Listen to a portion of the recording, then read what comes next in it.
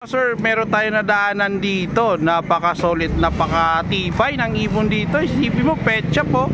Ayan po mga idol, pang pet shop na pala itong mga ibon na to. Ewan ko kung saan lugar to, no? Ayan, nakita natin, no? Tignan nyo naman, meron nata nakadagit na ito. At eto, may mga parakit dyan. At meron na pong naikarga po doon, no? Nadaanan po natin dito sa lugar. Kung saan pong lugar na to, hindi ko po alam. Ayan, no? Kita nyo nga, pang pet shop po yan. May kalapate, may parakit, tsaka kakatin. Eto matindi oh. May red factor pa nga ako yan. Puro yellow face pa yung mga pang pet shop dito mga idol oh. Kaya sa mga gusto makadaan dito, hulaan nyo na lang kung saan lugar to. Ayan.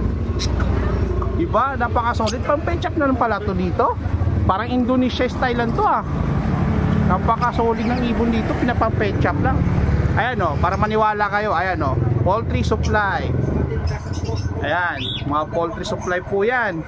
Kung nakikita nyo yan, may bigasan. Ito, pang pet shop.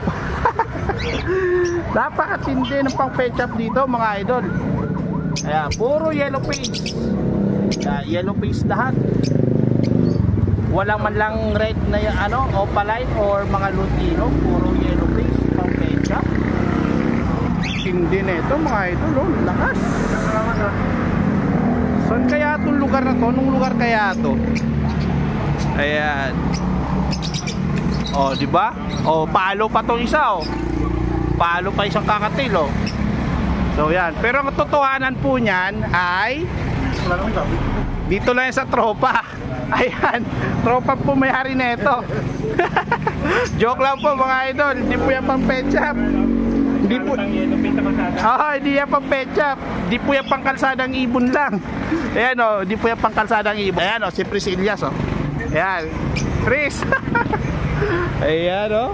Ayan, pang kalsada, hindi po yan. Joke lang po yan mga sir. Pang good vibes lang natin yan.